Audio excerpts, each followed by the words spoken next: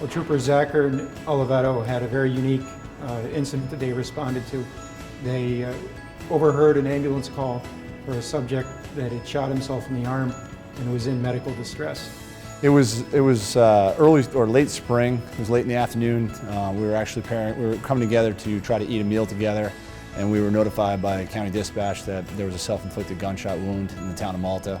We were both pretty close to the residence, so we responded. Trooper Czachor arrived first. He went to the front door, I went to the side door to see which door might have been open. At this time, we're unsure. It's a self-inflicted gunshot wound call, so we don't know if it's intentional or accidental.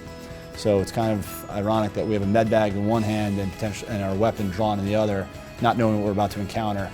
We quickly changed gears from a deadly situation to now treating an individual who's suffering from a medical emergency. I showed up first at the residence. Trooper Oliveto showed up directly after me. We weren't sure which door we had to go in, so he went to one, I went to the other.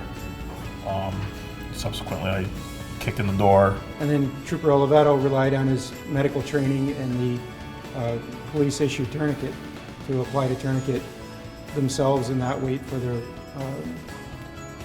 ambulance crew to respond before rendering medical aid.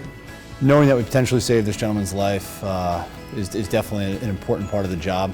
It's an aspect that not many people recognize as first responders. Not only do we show up to crimes, but we also show up to medical emergencies such as this one. Being able to apply the training that I've both learned from the military and also that was provided through the state police feels like a success at the end of the day. I mean, it feels good. I mean, it's nice to know that we're actually making a difference in changing people's lives. Most of the times we go to calls and we never see or hear from the people ever again. So it's nice to actually know that we did good. They're outstanding individuals.